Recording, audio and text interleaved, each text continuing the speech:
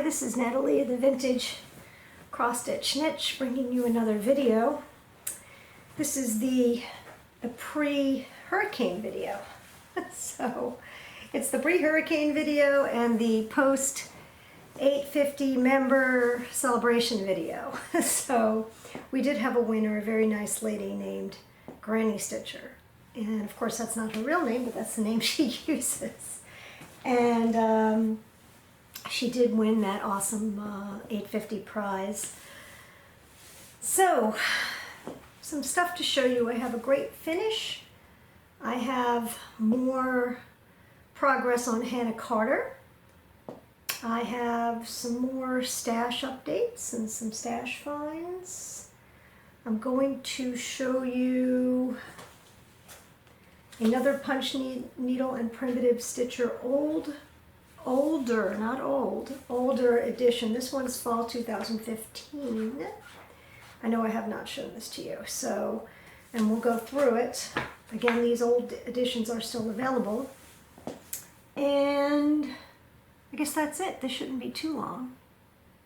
I don't have any vintage finds for this week. It's been a weird week because of this impending hurricane, and I just haven't had time to look, so to speak. So I don't have any interesting vintage finds, unfortunately. But I do have some new stash, and I do have a finish. So let's begin. Okay. So this is my finish. Alleluia by Lone Elm. That's amazing, isn't it? It's beautiful.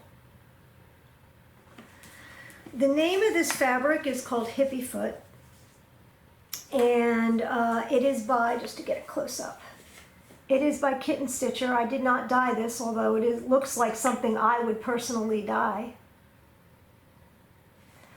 And I believe this is 36 count. Somebody asked me, and I'm pretty sure it's 36 count. And this is done 1/2, so it's one strand. And don't ask me what,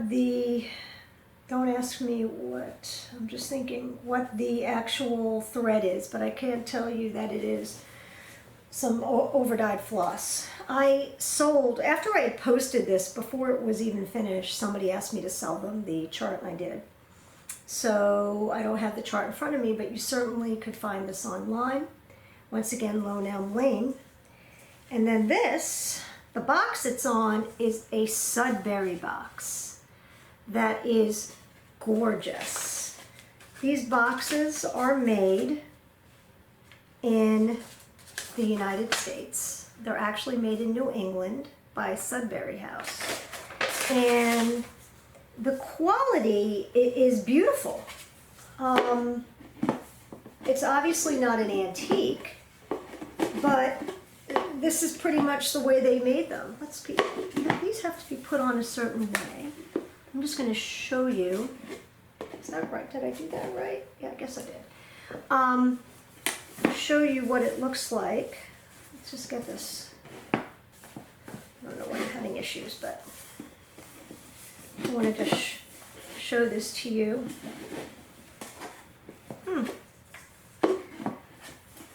This is embarrassing. Anyway, look at the sides. Look at the beautiful maple finish, maple color, I don't know. It's just magnificent. They're beautiful. These boxes come in, I think they come in 2 different finishes. This is the lighter of the 2.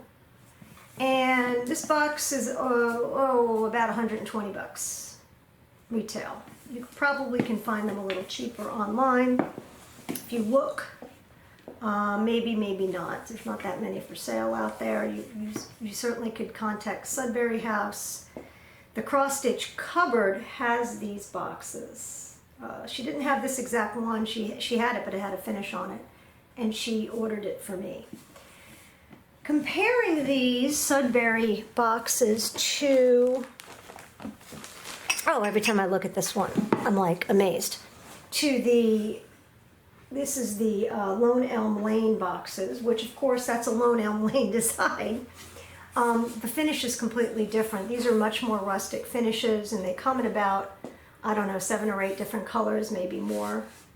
And they're thicker, heavy, a little thicker and heavier, including the shaker boxes. But you can see how thick the walls is. Smells so good. It's just freshly made. So you can see the construction and the different coloration of these boxes. These boxes are more expensive. These boxes are at least, if you were to get the same size box made by Elm Lane, instead of $120, it would probably be $200. They're handmade, hand finished. They're gorgeous. I have another Elm Lane piece. It's a drawer, and actually it's on my list of stuff to start. It's very soon. So I'll be showing you that one. But anyway, this is the shaker box with the Elm Lane Alleluia. The box is made by Sudberry, and this is another box by Elm Lane. Amazingly beautiful items, and I'm very pleased with the way they're coming out. These are done at the cross stitch cupboard. Her name is Ruth, their finisher. She does a phenomenal job, and her prices are as phenomenal as her job. So now we got that out of the way, showing you my finish, and we talked a little bit about boxes. Let me talk about boxes just in general. So you can see there are 2 nice makers of boxes, Sudberry and Elm Lane. There's also another one, and I don't remember the name of the guy. Please say it here. Teresa Vinay of Kitten Stitcher has mentioned his name a few times. Anyway, he makes beautiful boxes and beautiful shaker boxes and all kinds. And he's got a waiting list. I think you can find some on eBay, but it's also expensive. Why can't I remember the guy's name? Oh well, somebody will tell me the name, and then I'll say it in my next video. Other sources of these boxes, well, of course, you can find them on online auction sites, places like Etsy, thrift stores. You will never find a very nice shaker box in a thrift store. Maybe you could. That would be a needle in a haystack. I don't think you would, actually, but you never know. You can find boxes on other kinds of boxes in thrift stores. Let me show you a thrift store find. Okay. I have these boxes. Both of these were thrift store finds. So this box is a gorgeous walnut box. In fact, it says on it, there's a label that says American Walnut. You can't buy, this box is very expensive new. I'm not crazy about this little thing here. It was made for somebody's initials. And I'm pretty sure this was originally made to store cigars, maybe not, because it, I don't know, just had that feeling. But this is such a well-made and beautiful box that it's to put the right, to mount the right thing on here is going to be easy. Anyway, beautiful walnut box, thrift store find. I believe this was 10 or 15 bucks max. And if you had to, look, dovetail construction, if you had to buy this new, it would be, who knows, a fortune. Another thrift store find is this box. This one's much more rustic, and to me it looks like it's made of pine. Actually, no, cedar. You can smell it. This smells so good. But you can see it's a lot more rustic. And once again, I haven't done anything to these boxes. People use the furniture wax. I'm certainly going to start doing that, to use the furniture wax to start to really make these look nice. These are as is, and they're beautiful. Once again, with a nice design on here, maybe even a pin cushion inside. These are, you can't go wrong. So look for these boxes wherever you go. If you're lucky, you will find them. Again, I don't really, I don't find stuff like this that often, but occasionally I do. So let me put these back while I'm talking to you. Okay, got that. So I've got those boxes just sitting aside. Boxes and bowls and everything. If you look on eBay, there's quite a bit of like reproduction kind of boxes, meaning they're maybe mass produced, maybe overseas, Hobby Lobby sort of quality, which is not a high quality. And they look really nice, and they're perfect for mounting your designs on because nobody knows the difference once, especially they're mounted. But they're pretty inexpensive, and you can find them online for under $20, 20, 25, not much more than that each. Then you have some artisan boxes, and you may find some that are, let's say, signed by a maker, made by a company somewhere, made by a wood shop. Those are in general going to be very high quality and a little bit more money.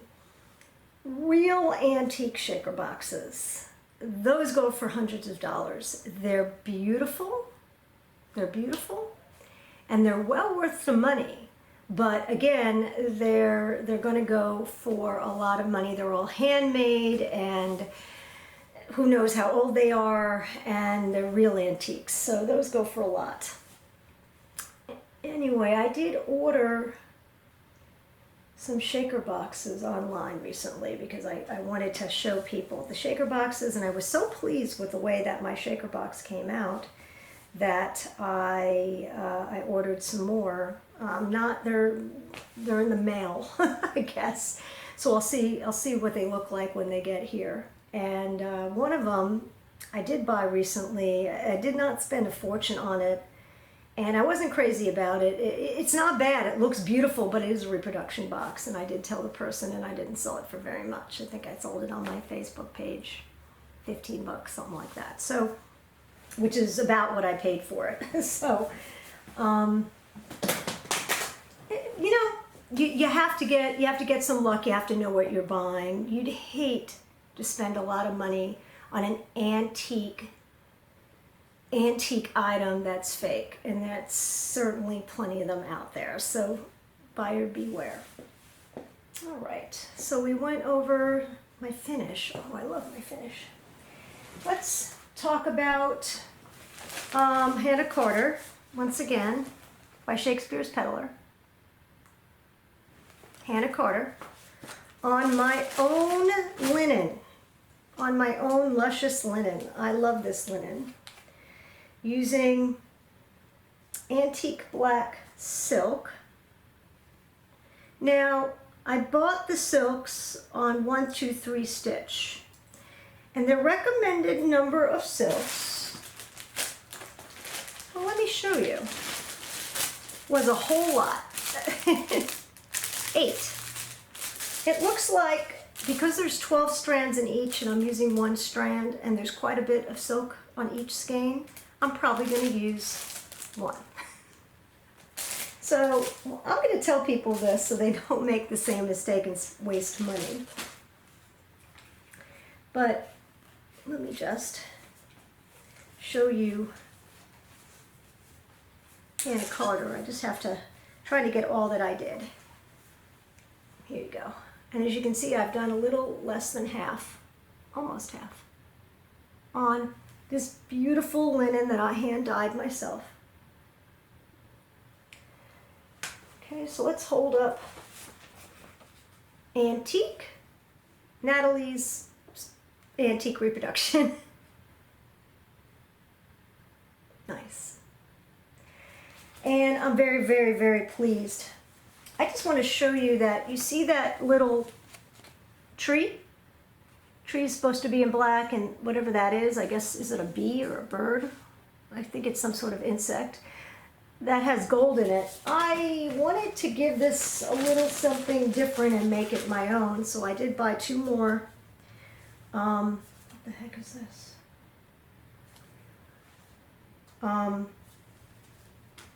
Two more silks. These are dinky dyes, or actually a little less, but the colors were there, and I went to the cross stitch cupboard. I wanted to buy them there.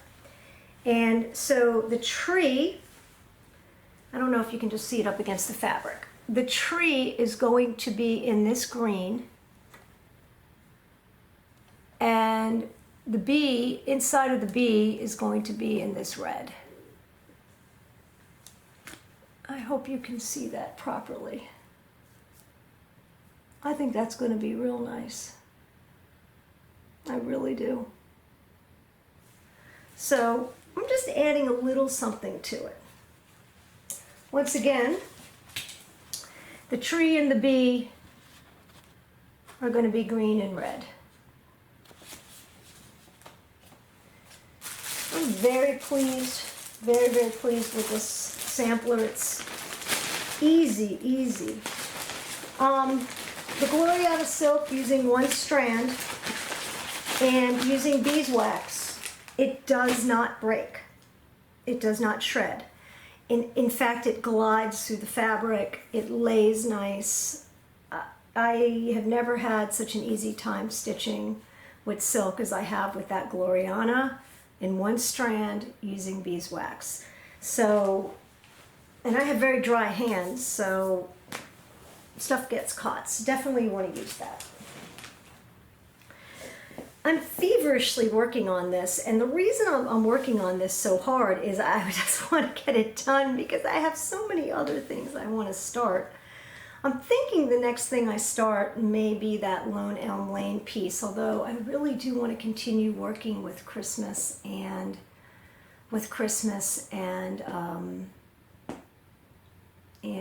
fall and Halloween, because the holidays are coming up. So I don't know. We'll see. All right. A new vintage find. I told you I didn't have any new vintage finds, but I actually did.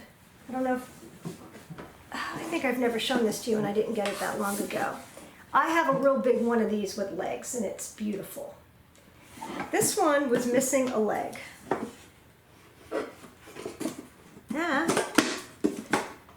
Let's see. This one had some legs. I think I have one left, and it was missing a leg. So I took all the legs off, and now it's just a sewing box that would sit. It's dovetailed. It is made of, let's see how it's marked. It's definitely marked. I checked the bottom. It's marked, and can I read the bottom? Let's see. It says something number 8, Romania. I think Romania. Anyway, these are handmade and they're pretty good quality. This one is not quite as nice as my other one. I'm going to show you in a minute my other one, the one that I actually use all the time. Which unfortunately is imperfect now because that's my big one.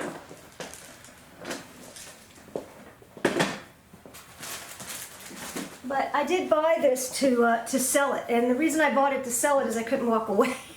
It's not like I buy and resell and make my living doing that. But I saw it, and I said, I can't walk away from that.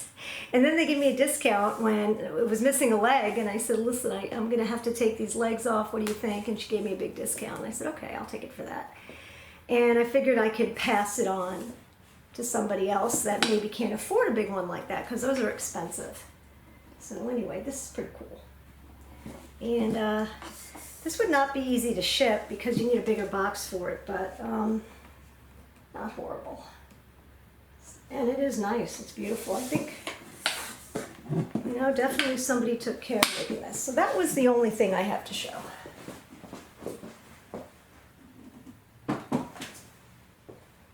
If anybody is interested in purchasing that, let me know, because I do want to sell it. I really don't need 2 of them, and I bought it because, once again, I couldn't walk away. It was a good deal. New stash. I guess we'll show you new stash. Let's see. Do I have this?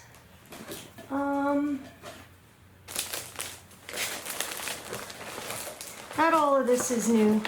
Stash, it's updates on Stash too.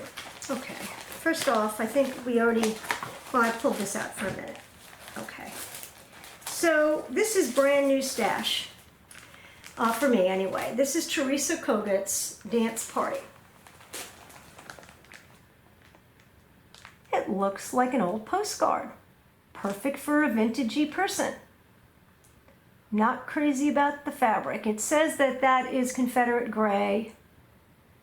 To me it looks more like natural, well, I'm not sure, but yeah, I guess it is gray, but to me it didn't do anything for it. On the other hand, you don't want anything too busy. Here's your flosses. We've got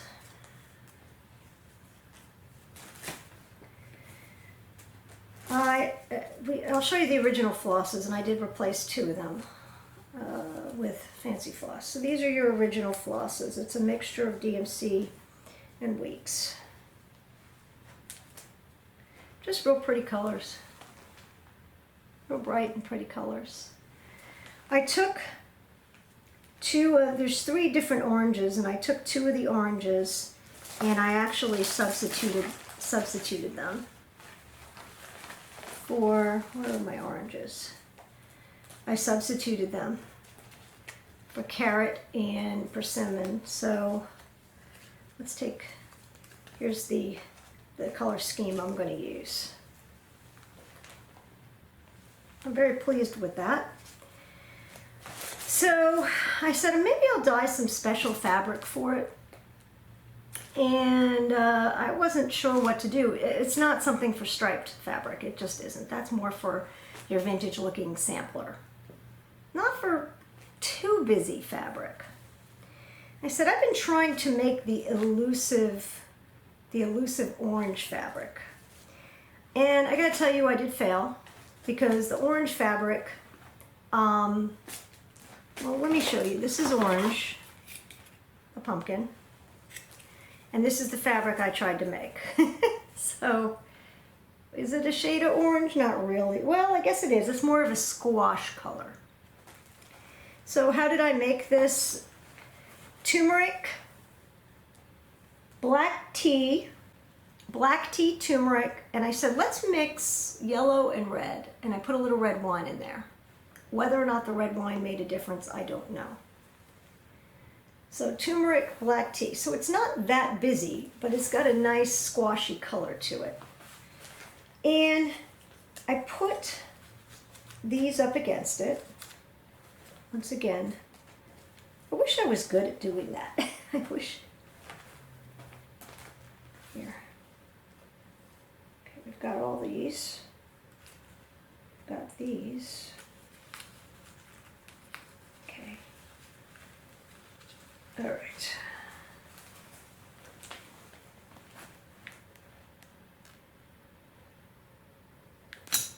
Not bad. Not bad at all. So, I'm sorry. I know we're not good at this. I wish I could show this to you in a flat way. Here. Okay. So if you can just imagine these guys on this fabric with these colors. I think it would pop. I really do. It's it's subtle fabric. It's not too, although it does have some vintagey elements and some orange streaks. But the colors go, definitely. They pop.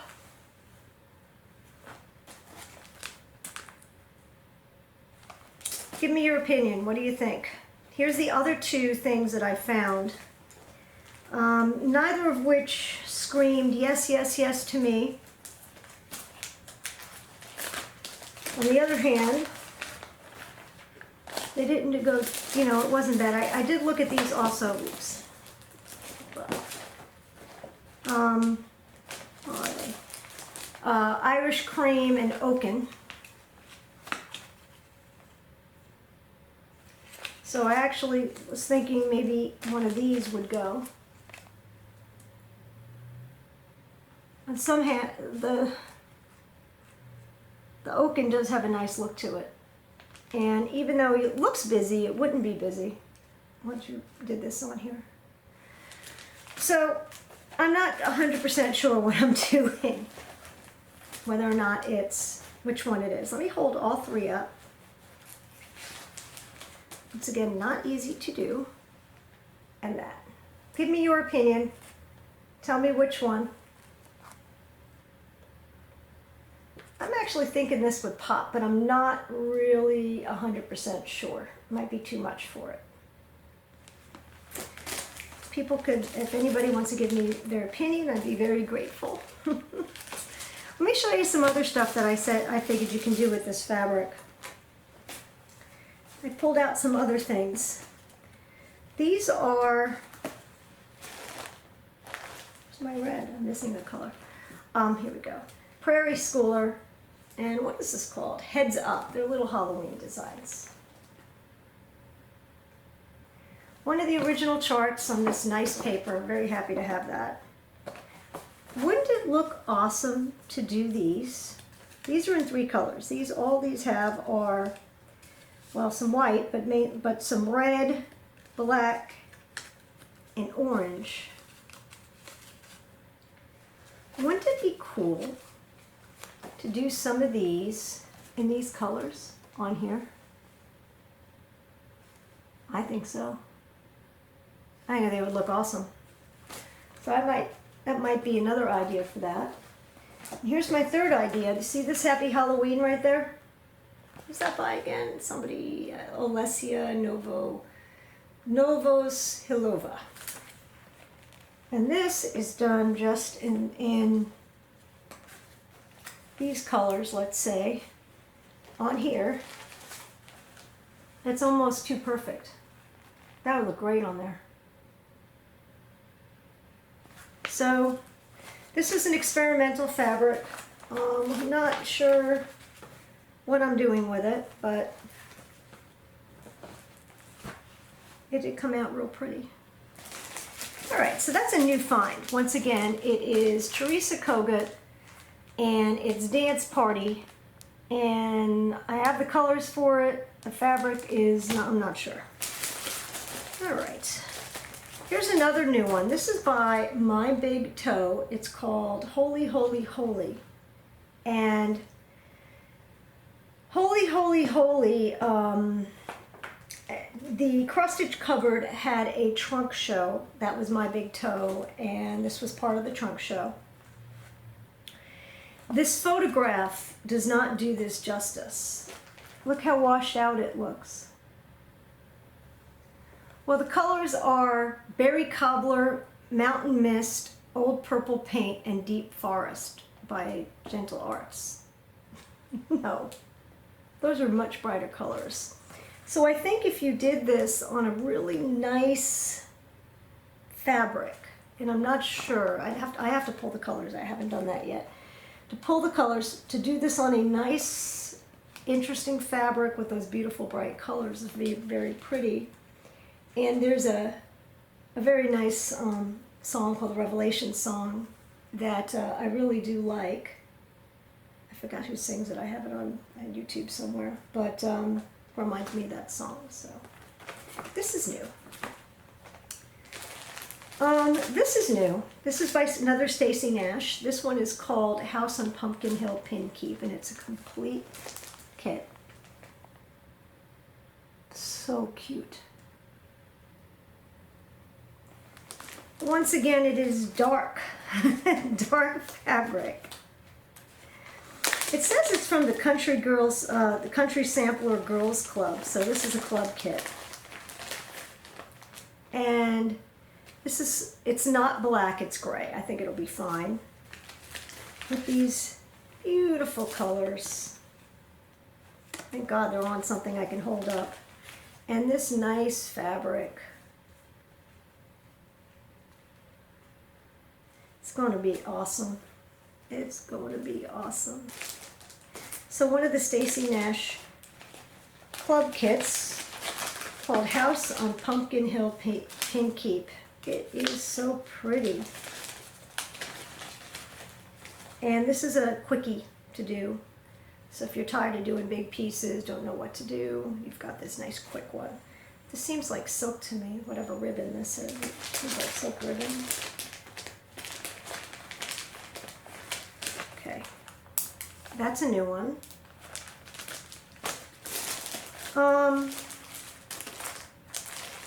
This is sort of new. I never showed it to you. I didn't get it that long ago though. It is awesome.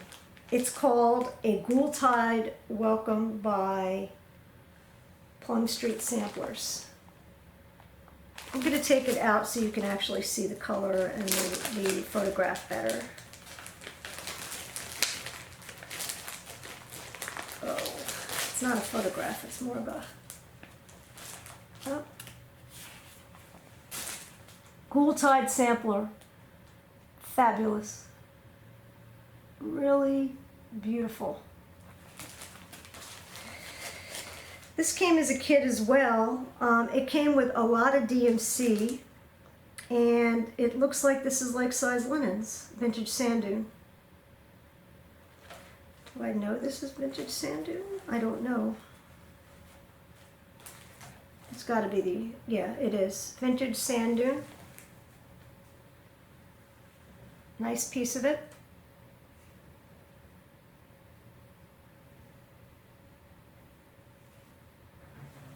And all of these colors. It looks like the chart called for needlepoint silks or DMC, and somebody pulled all the DMCs. There's quite a few colors in here. What a beautiful kit. I haven't had this that long, but this wasn't bought this week. And I certainly I haven't showed it. I just forgot, whatever. And I haven't even opened it, as you can see.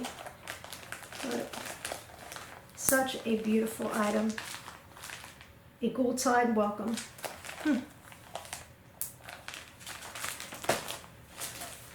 I like to show you the progression of how I choose the right fabric and the right, well, at least I try, because sometimes I'm off, and the right floss. These are the most beautiful calico confectionery designs. One's called A Merry Yule. I showed these to you before, but I'll show them again. And the other one's called Bah Humbug. Both of these were done on tea-dyed Aida, 14 count Aida. They will not be done, this one's 16 count, 14 count on Aida. They will be done on tea-dyed fabric by me, something special. And I picked the following flosses. For A Merry Yule, I picked Bing Cherry by Classic Colorworks. I hope you can see how Bing Cherry that is. I hope this light is good. I don't know, the light in this room sometimes is off. Sometimes it looks great and sometimes it's off. This is called Bing Cherry. Can you see it? It looks like cherry, like a black cherry color.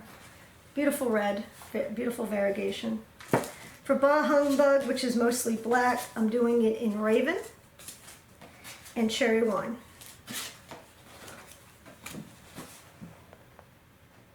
Really pretty. Now to find the right fabric. So I'm going to dye some fabric with probably just tea, but it will be tea dipped and then some tea powder on top to give it a more variegation. These are, let me look at the stitch count. There's not that much stitching on these. Stitch count is 155 by 35. It's not that big. I have to do it to calculate it, but probably about, I think an 1/8 yard of fabric would work fine for it. 36 count or 40 count. I have to go and do the calculator. I can't do it in my head. But anyway, this is the beginnings of something. I think this one might be next, actually, because I'm in a holiday mood and I want to do these.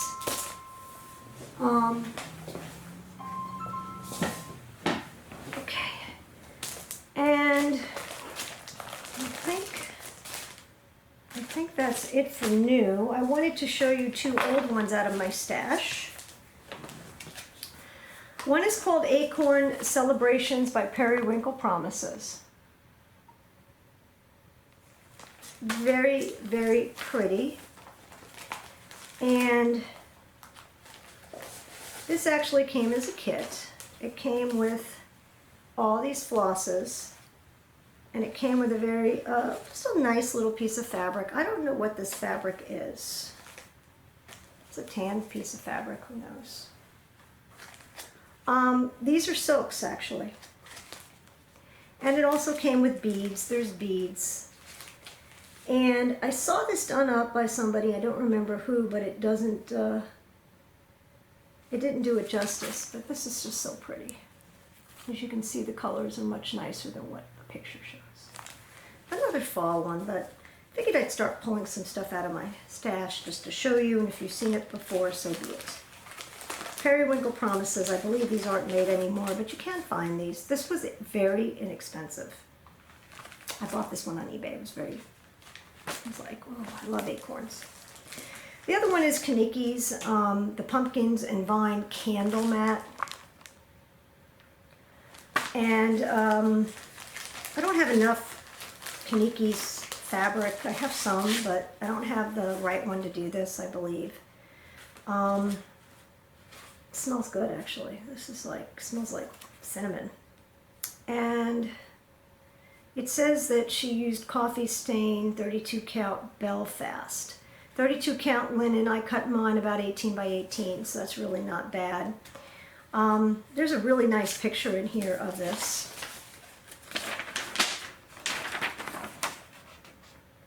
That's a nice looking candle mat. And I like the way they sewed it around the edges and made it sort of raggedy. That's kind of cool. I don't know. I think I'm going to have somebody sew it for me very evenly around there. Or I'll do it maybe on my machine. My only issue with this chart is real thick, and the reason it's thick is they're sort of in pieces. It's not like one big thing. So this is in like pieces. There's pieces of the chart. I don't know why she chose to do it that way, but each piece you do individually, and I guess you make sure they're in order so that you have it round. I would probably put them all out first. I wish I could take this somewhere and have it shrunk down so it's on one page, which I don't know if somebody can do, maybe like Office Depot, one of those places. But this is actually very, very pretty. I love the fact that she included this. I'm not going to write Bittersweet in there. I am going to write our initials. Natalie and my husband's Kelly. So we'll write Willis in there. And that's going to be very pretty for fall. I don't think this is going to take that long to do, actually. Famous last words. But I am definitely going to make the fabric for that. That's going to be an easy one.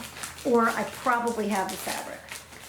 So I'm going to put this one here somewhere where I can pull the fabric, maybe next video, and then show you. Speaking of fabric, I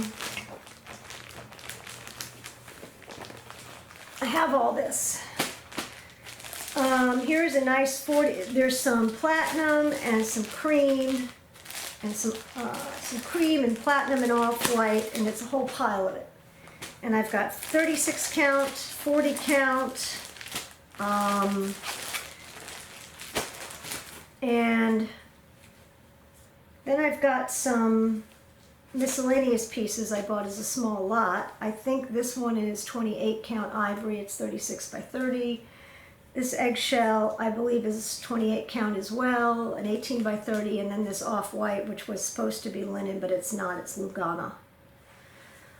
I'm going to dye all of these, which I have to do one at a time, by the way, as you can see in my video, but I'm going to use some for myself, and then there is somebody who contacted me who wants me to make them a piece of 36 or 40 count, I forgot, I got to go check. And I'm going to make it for her. If anybody wants a piece of the sampler striped linen that I'll dye for you, let me know, and I'm very happy to do it. I don't have an official store or anything. I don't have a business, so I pay retail, so I charge a little more than I pay for the actual fabric. And I prefer to get the fabric serged, but I gotta pay retail. But it's, you know, regular plain old basic Zweigart fabric isn't too bad. These are fat halves and fat quarters for the most part. So, and I have one more thing to show you. Oop, well, a few more. This was an old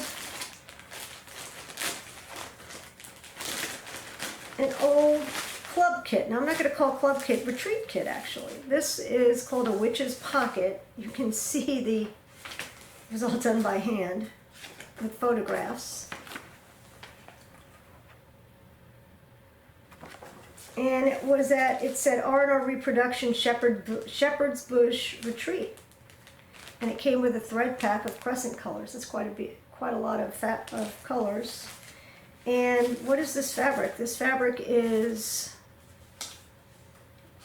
does it tell me what the fabric is? Spellbound Green, 30 count by R&R, which is, you cannot find anymore. Spellbound Green. So, I was thinking of making this into a different kind of kit using some of the, and there's also, excuse me, I'm sorry, a needle and this really cute little acorn. I have to find the right project for this and maybe make it into something else. I would also include this chart, but I'd like to do a different chart as well because, you know, for me, I'm not crazy about this chart. But I think there's a lot cuter out there, but I'd have to find something that fits the right colors.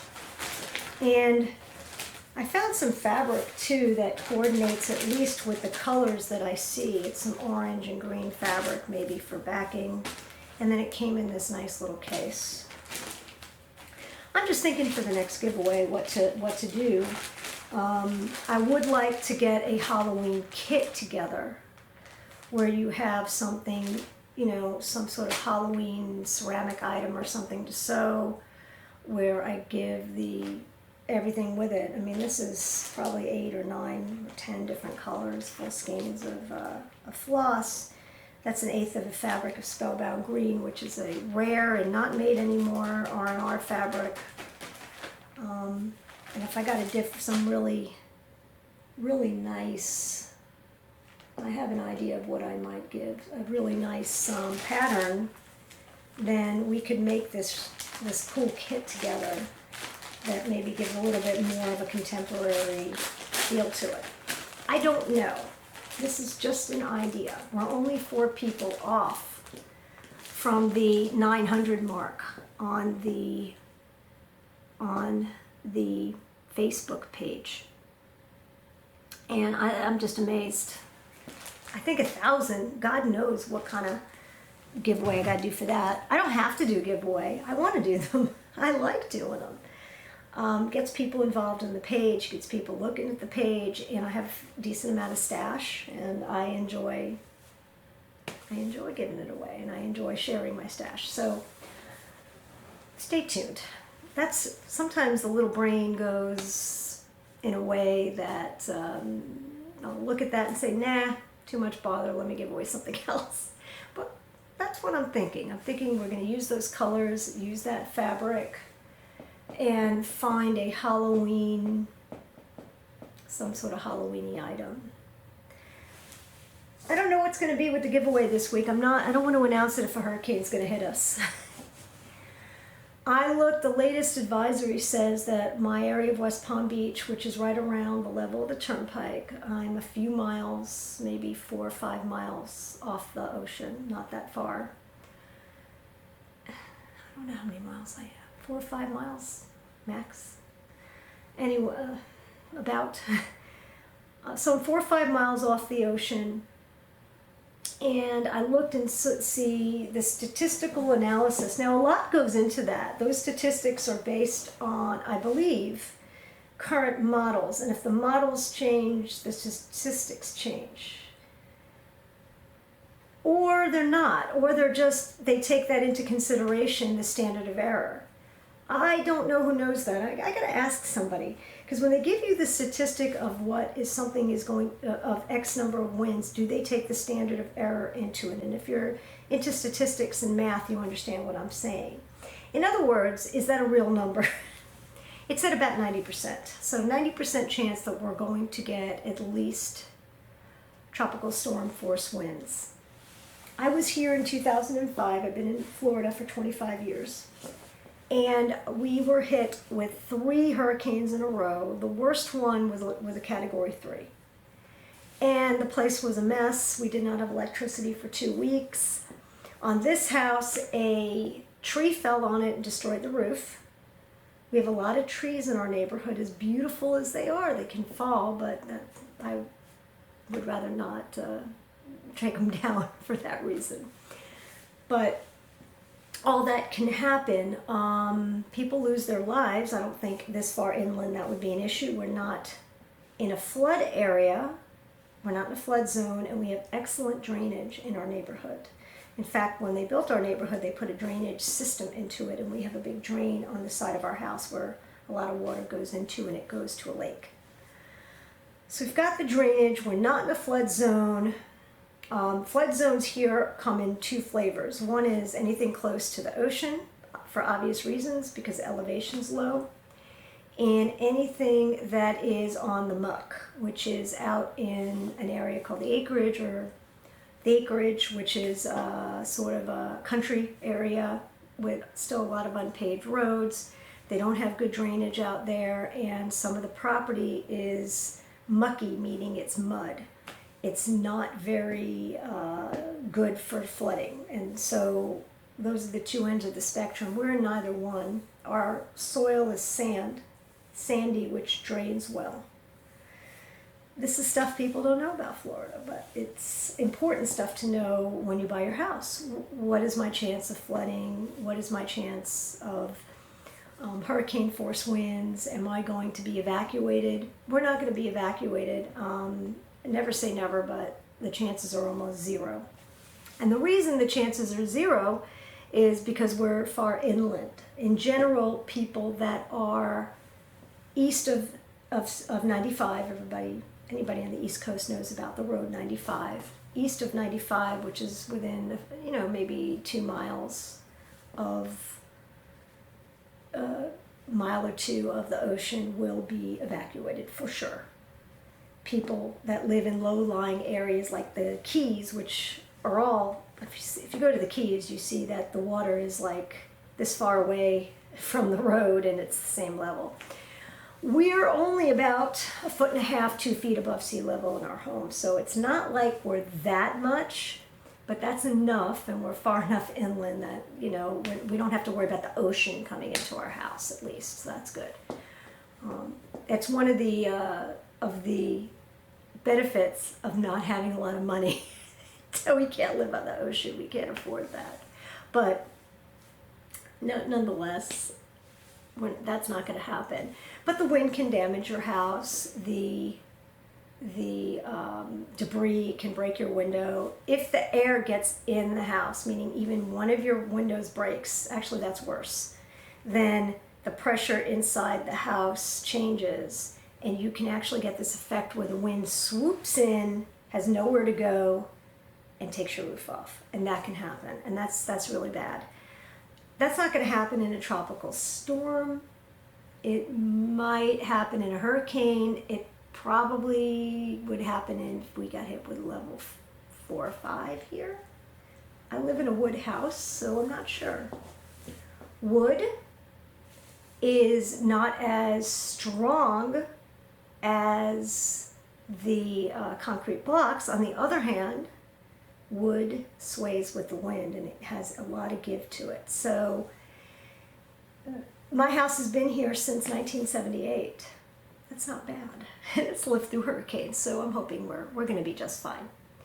We do have a generator, and we do have a lot of gasoline because we have a boat on a trailer in our yard that my husband filled with gasoline. Not the boat, but the gas tank. So we got about 300 gallons, which is quite a bit. we have lots of water, lots of food. We have a swimming pool, so if you need it to wash, you've got water right out there. My husband certainly, you could get running water from, we have a well in the back. We don't really use it, but it's a well and a pump. You can attach that to the generator and get water that way if you really need it. I mean, we're not living in the middle of Gilligan's Island here, so the chance of having these things happen is pretty small, but not zero. So anyway, we're not leaving. My daughter left. My daughter lives in Jacksonville Beach, which is an evacuation zone, and she lives about a mile off the beach. Even though they're not, it doesn't look like it's going to Jacksonville, it certainly could. It's in the possibility. And her boyfriend's parents live in Raleigh, North Carolina, so they're on their way to Raleigh right now, and we're down here. So stay tuned. We'll see what happens with that. Anyway, let's. That was a tangent, and I'm sorry for that. Two more things I got to show you. One is another idea for a giveaway that I've always wanted to do. I want to do a Christmas giveaway, and I know I've shown this to you before. I'm enamored with it. It's a Flambro bone china little dish that would make the most beautiful pincushion for Christmas. And I like the way that you see that little whatever, I guess it's holly, is right there on that level. You certainly could do the pincushion below it. So that's another possibility of getting some fabulous fabric. Anyway, that's going to be in a giveaway one day too, because I really am enamored with it, and I would like to see somebody make it. And I don't know if I have time to make it, although so enamored with it that I may make time. That won't be. I don't know. I just was looking at it the other day because I was thinking, what am I going to do for the next giveaway? And I pulled out some stuff, so I'm sharing it with you. These are awesome. I've had my eye on these forever. These are angel winders, and they have these at the cross stitch cupboard. They're so pretty. They're made of shell. They have a little hole in them so you can hang them, but they're made to put floss around. They're just a floss keep. And they're they're 14 bucks, so they're $7 each. They're made by Kelmscott Designs. Two little angels to hold your threads or tie on a package. So I just think they're awesome. When I saw them, I've had my eye on these a while. So I don't know what possessed me to buy it, but I just wanted to. All right, I'm looking on. I pull out stuff, and one more update is, remember the saga of the fabric, the black fabric I got, the 25 count, that smelled like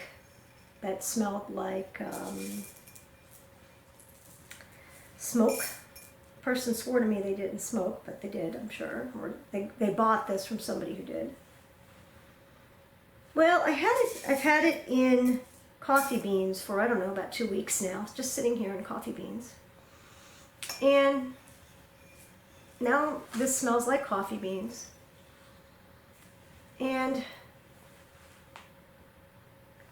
I don't think it smells like smoke anymore. I'm probably going to wash it. I'm just going to put soap and water and wash it, and that'll be the end of it. I didn't want to do that because it might soften it up too much, which I don't like my fabric too soft, but I did have this sealed over, by the way. It didn't quite do it.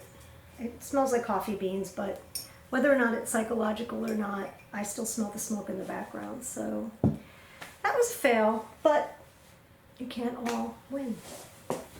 Right, next, I think our reading is going to be next. Let's see what we got. Oh, get comfortable. Our reading from A Christmas Carol. I do random readings. When I'm done with A Christmas Carol, we can read no more. We'll do something else, probably Shakespeare.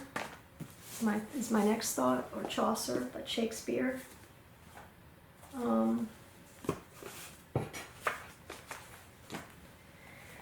So random.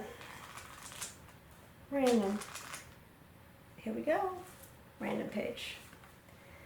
Oh, the second of the three spirits. A waking in the middle of the prodigiously tough snore and sitting up in bed to get his thoughts together, Scrooge had no occasion to be told that the bell was again upon the stroke of 1. He felt that he was restored to consciousness on the right nick of time for the special purpose of holding conference with the second messenger dispatched to him through Jacob Marley's intervention. But finding that he had turned uncomfortably cold when he began to wonder which of his curtains this new specter would draw back, he put them every one aside with his own hands, and lying down again established a sharp lookout all around the bed. So I can see Scrooge laying there with the blankets, just sort of peering out and waiting for the ghost. For he wished to challenge the spirit on the moment of its appearance, and did not wish to be taken by surprise and made nervous. Gentlemen of the free and easy sort, who plume themselves on being acquainted with a move or two, and being usually equal to the time of day, express the wide range of their capacity for adventure by observing that they are good for anything from pitch and toss to manslaughter, between which opposite extremes, no doubt, there lies a tolerably wide and comprehensive range of subjects. Without venturing for Scrooge quite as heartily as this, I don't mind calling on you to believe that he was ready for a good broad field of strange appearances, and that nothing between a baby and rhinoceros would have astonished him very much. So, at this point, he was ready for the second, I guess, that's not a line I've ever seen in a movie, which is interesting, but he's ready for a second ghost, because the first ghost came, and he got himself prepared, mentally prepared. And I sort of like this. He goes, gentlemen of the free and easy sort, gentlemen. So that's relaxed people who plume themselves on being acquainted with a move or two, and being usually equal to the time of day, express the wide range of their capacity for adventure by observing that they are good for anything from pitch and toss to manslaughter. I'm not sure what they mean. Between which opposite extreme. So it's basically saying that Scrooge thought himself as real smart, that he could be prepared for anything, that even if the ghost didn't come, he'd be okay with that, and even if it was a horrible ghost, he'd be fine, because he was that sure of himself. That's what I get out of that. The ghost of Christmas, which one comes first? It's the second of the three spirits. Is it the ghost of Christmas past or present? No, it's the ghost of Christmas present. So this ghost is going to take him to see Tiny Tim, and take him to see all things that are happening now. Interesting little thing. It just basically setting you up to say that Scrooge was very sure of himself, and said that nothing between a baby and a rhinoceros would have astonished him very much. So he was very, very sure of himself, and we all know that. And he was going to be stubborn, and he wasn't going to change, and we all know that towards the end that didn't happen. So what do we get from that? That maybe this is perfect for the hurricane. Perfect. So we could say with the hurricane that we can be prepared from anything to maybe a few drops of rain, to some drizzle, or a big hurricane or a Category 4. That that we are so good and so tough that nothing is going to get us down. Well, we all know that's a lie. Because if we don't prepare, if we prepare for everything, and it's only, I'm going to say if we prepare, that's what I meant, and it's only a drizzle, then we're going to be like, oh my God, I wasted so much time, I can't believe I did that. And then if we prepare everything and it turns out to be, we're going to say, wow, I was so smart, look at what I did. And nothing is, and you know, I did all this, nothing could possibly happen. And even though you made all these preparations, of course, something can happen. I mean, the roof could cave in on you. You can't prepare for that. Or your generator doesn't start up or whatever. So in other words, just as Scrooge thought he was prepared, but wasn't, thought he could handle anything, but really couldn't. We have to be careful in ourselves to make sure that we don't get too complacent and say, I got it all, we got this all sorted out. No matter what, I'm prepared. No, well, hurricanes can be a little tricky, and I was there, I remember it. Anyway, I always think you can find lessons for today in two different places. One is the Bible, of course, and the second is A Christmas Carol by Charles Dickens. Can't compare the two. One's written by the hand of God and the other one's written by man.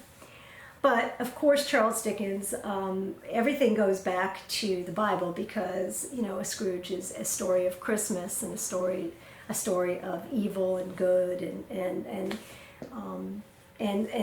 redemption and so forth. There's I know this is probably boring, but there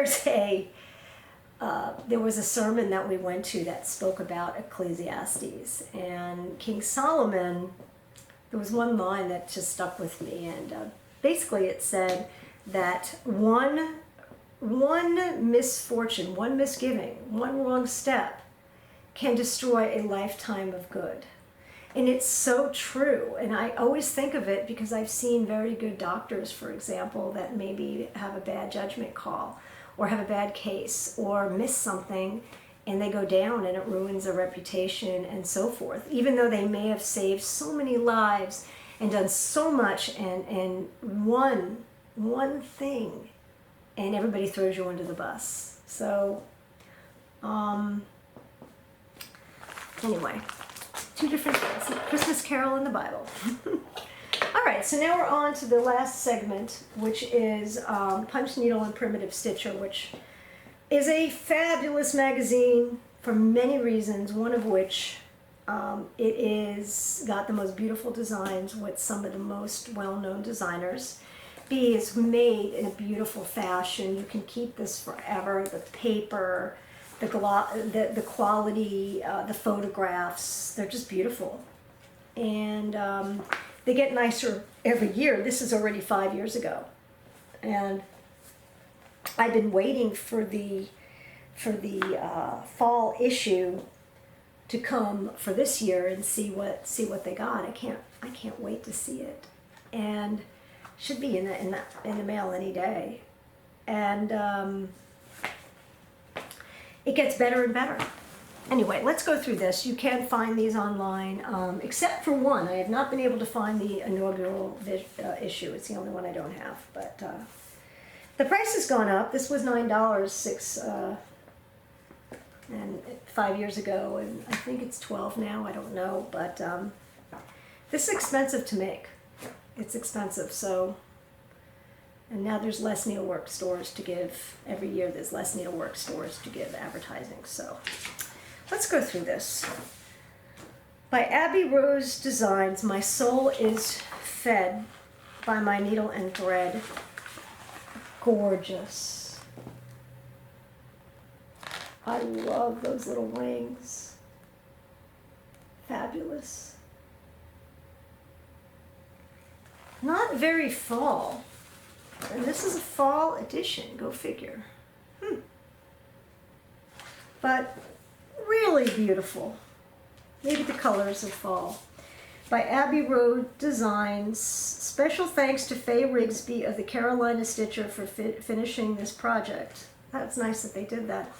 I don't really know Faye Rigsby very well, other than she is on she asked to be a part of my Facebook page, and she's a contributor, and I love it, and I am friends with her on Facebook, which personal friends, which means that we get to know each other.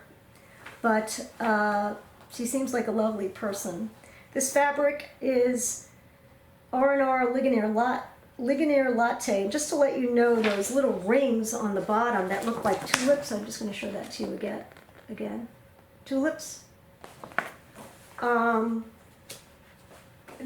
Those little rings are made by Kelmscott, and they're called tulip thread rings. That's it. And of course, there's lace in here. Just lovely. Abbey Road Designs. I'm not going to show you the punch needle because this is about cross stitch, and I don't do punch needle, well, as of yet anyway. This one's called Jack's House by Eric Shipley of Ships Manor. I love the finishing. That's really nice. Can you see it? Jack's House. Wow. Unbelievable. Done on Picture This Plus Dill, which is a pretty color, with Classic Colorworks. And it doesn't say anything about the finishing, but that finishing is tree branches. Somebody, just lovely.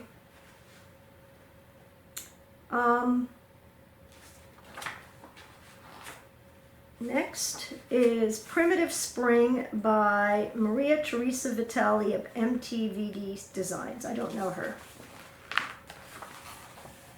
Little flower pin keep. Very lovely.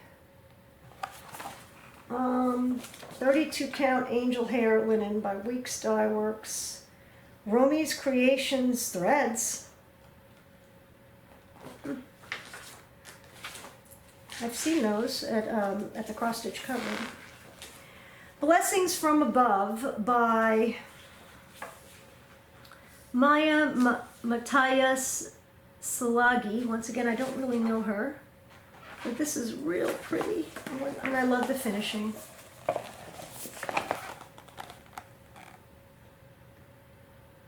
That's pretty. And I always like to look and see what fabric they use. I'm a fabric fiend. It just says 32 count Zweigart linen. I guess, you know, they've gotten better at, over the past few years for sure. There's a lot more, you know, they'll tell you what kind of Zweigart it is or whether or not she dyed it. This does look dyed to me, so she probably did it some sort of coffee dye or tea dye, who knows. Next is Old Mini Sampler by Teresa Murgida of Primitive Acorns. Very, very pretty. Isn't that cute?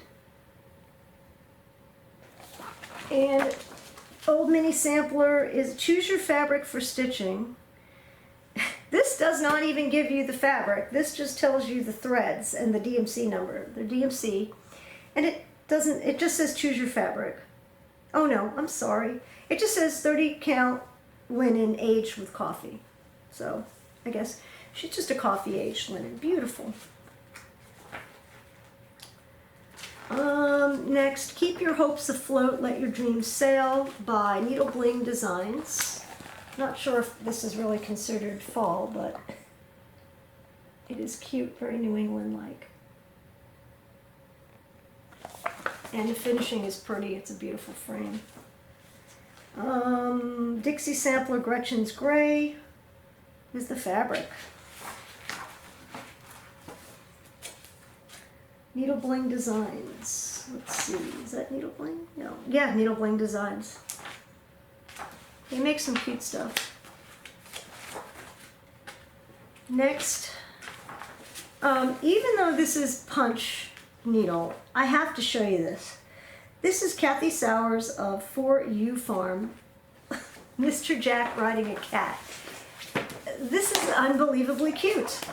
This could force me to do punch needle, which I heard is pretty simple to do. Isn't that amazing? It's so cute.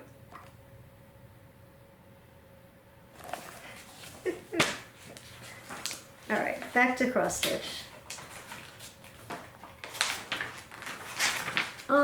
This one is called Boo Tree by Isabella Abiyadi of the Primitive Hair, and this is really, really nice. Looks like it's done on her linen. Boot tree. It's a boot. Boot tree, boot tree. Boot with a tree coming out of it. Her stuff is always nice. And she did it on Old Salem linen, which is her own linen. Lovely. There's a whole thing on Prim Stitchers Society in here. Photos from 2015 inaugural PSS Stitchers Retreat. We've got photos of people that I know. We've got Kathy Tonelli, Lori Brecklin, Teresa Miller, and Faye Rigsby. I wish I could meet these people. If there's any retreat I want to go to, it's this retreat, the PSS one. I'm really not interested in going to a retreat where there's really no teaching. I really do want to go somewhere where I guess it's my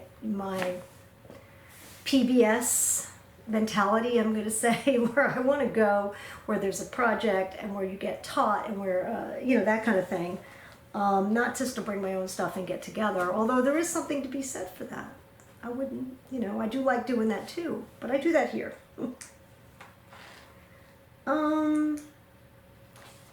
Let's see, we've got Halloween Cat by the Nebby Needle.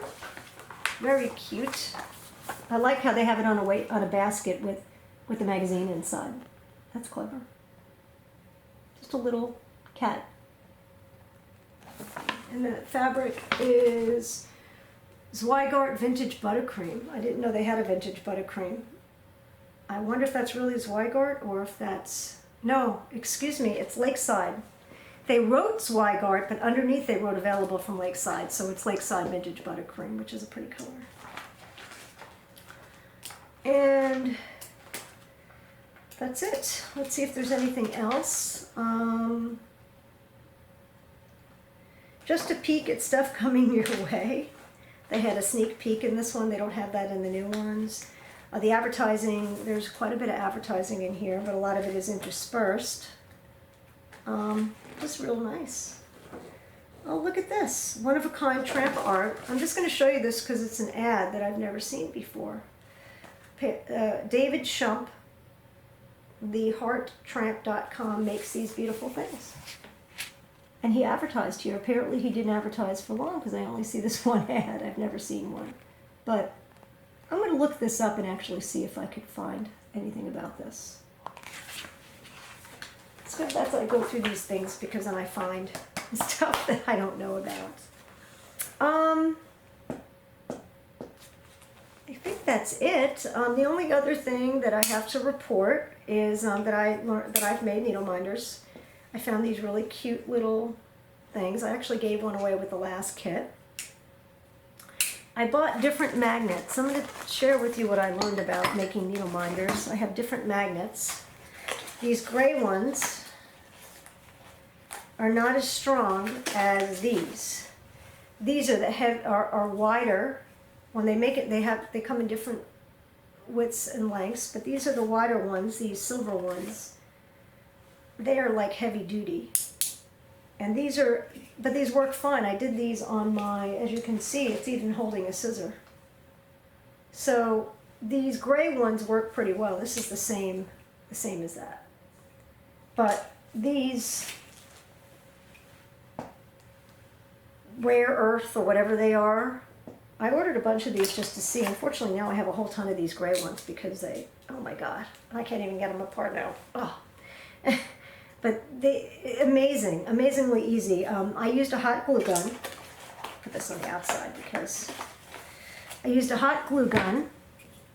I used a vintage button, and I took the magnet, put it there, put one on each, and now you have a needle minder with, of course, vintage buttons. I ordered these. I did not make them. I actually, she's sending me some more because there was real small ones with a little pumpkin head girl, and they were all broken, so she's going to send me more. But really cute. Really cute. So that's a new thing that I'm doing, is making these needle minders. I actually made a needle minder. No, I didn't give that one. Did I give that one? I don't remember. I made a needle minder recently out of some old pins. Let me show you them real quick.